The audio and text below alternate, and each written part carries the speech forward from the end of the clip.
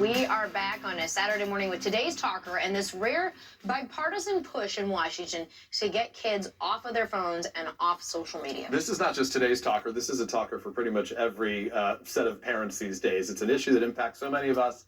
It's always a debate. How do you get your tweens and teens to put their phones and their devices down? NBC's Julie Tsirkin has more from Capitol Hill on how lawmakers are trying to get involved.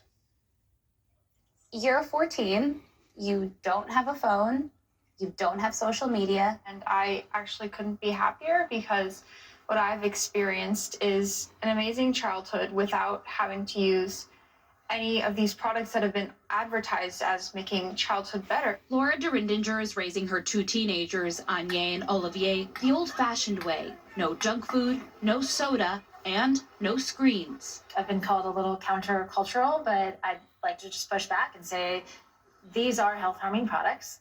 Smartphones, social media, video games. On average, teens in the United States spend more than 8 hours a day on screens. Stopping kids from binging social media is something parents, lawmakers, and experts can agree on. Gen Z is the first generation in modern history to underperform us on basically every cognitive measure we have, from basic attention to memory to literacy to numeracy to executive functioning to even general IQ, even though they go to more school than we did. It's why 11 states restrict minors from using social media.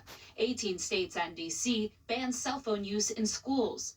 And Australia is the first and only country to ban social media for kids under 16. But that's not the case nationwide in the U.S. My generation is enslaved by the depression they are caused, the anxiety they are caused, the harm that is being caused.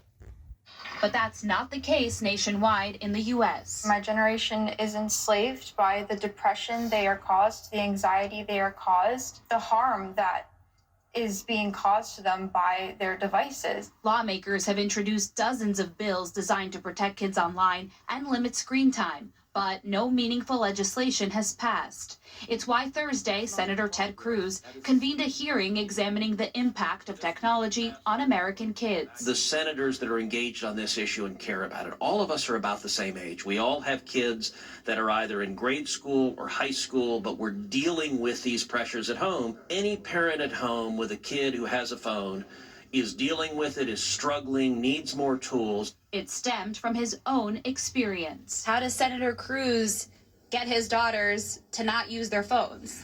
To be honest, I would say I'm an abject failure in that. They're 15 and 17, and it is, we are battling. Now, we do have different rules we impose, so we actually have no phones at the dinner table, which can be tough. They're sometimes extracted involuntarily. Peer pressure, at times the most difficult thing for parents to overcome. Do either of you ever feel like you're missing out on something? Not at all, no. After what I've observed of how my peers use it and what it has done to them, I could not be more glad to not have social media. Laura and Peter, I want to start with peer pressure, where we left off in that piece, because the parents that I spoke to told me it would make their lives so much easier to enforce these rules with their kids, no screen time, no going on social media, if there were laws that they could point to. And it is why this is one of the very few issues in Washington that is bringing lawmakers on both sides of the aisle together. Laura, Peter? Thanks to Julie for that. It's interesting that parents are pointing to laws because I think it's really about being aligned with other parents on this issue. I honestly totally agree. It's you want the other parents, if they have similar rules to you, it makes it much easier. When your kid can say, well, Betty or Sally or Sam has it, it makes it a much more challenging situation. Yeah. Parents can also model the behavior too, and it can be tough for them as well. So. Yes. My kids are very keen to point out, you're on your phone right now. What you doing? What you looking at? Angie, what you looking at? I